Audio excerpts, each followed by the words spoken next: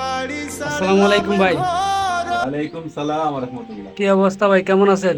এই তো আলহামদুলিল্লাহ, আসলাম সারাটা দিন ছিলাম 300 ফিটে হুম। পূর্বাচল। তারপরে আমার ইউটিউবার আপু, নাম হয়তো বললে চিনতে পারবেন, নীলুয়াপুর, এখানে আসলাম, বাসায় ঘুরতে আসলাম। এখন তো বারান্দায় এসে দেখি মানে এটা একটা স্বর্গ। বাপরে, এত ভালো লাগছে! দেখেন, অটোমেটিকলি একটা বাতাস, এই বাতাসগুলা আসলে ফ্যান বা এসি আসলে কিচ্ছুতেই কাজ হবে না। কত আরাম এই জায়গাটাতে, আসলে খুবই ভালো লাগছে। আর মাশাআল্লাহ, ওনার ইয়েটা অনেক সুন্দর, ফ্ল্যাটটা খুবই ভালো লাগছে। আপনার অনুভূতি কি ভাই, সেইটা বলেন। এই যে এত সুন্দর সুন্দর গাছ দেখে আপনার কি অনুভূতি? আমার অনুভূতি হচ্ছে যে আমি আসলে এই যে জিনিসগুলা দেখবো, একটা একটা প্রাকৃতিক সৌন্দর্য যেটা, এই জিনিসগুলা, মানে এই যে ফুলের গাছগুলা আছে, বিভিন্ন ধরনের ফুলের গাছ বা বিভিন্ন ধরনের টবগুলো, এই যে বাপরে, এত সুন্দর করে সাজানো। আর এটা আমার নীলু আপুর দ্বারাই সম্ভব। নীলু আপু ইজ দ্য গ্রেট। আর অনেক ভালো লাগছে আসলে ওনার ব্যালকনিতে। বাহ, হুম। চমৎকার একটা ব্যালকনি। দেখার মতন বেলকনি, দেখেন কি অবস্থা, অসাধারণ।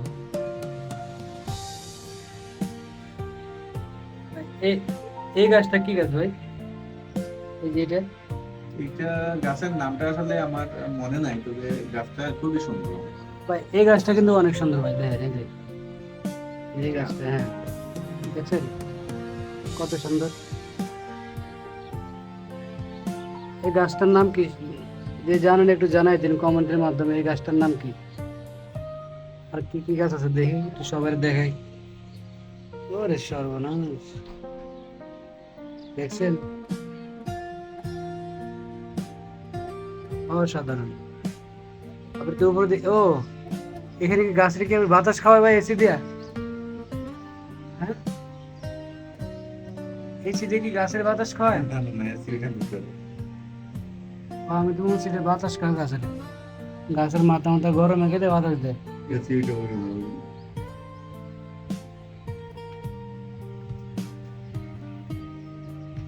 এদিক দিয়ে তো দেখো যে কত সুন্দর একটা বাড়ি নিচে, হ্যাঁ জায়গাটা অনেক সুন্দর এদিকে দেখতে। ওরে সময় এটা কি, সামনে কি এটা?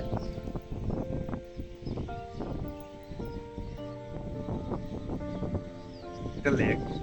এমনি পুরো ঢাকা শহর দেখা যায়। এই যে সুন্দর একটা জায়গা। ওই দেন সামনে দেন পুষ্করিটা দেন ভাই, কি অবস্থা! পুষ্করিণ দেখলে তো মাথা নষ্ট। এটা পুষ্করিণী না তো, এটা লেক। একদম জায়গাটাও ভাই।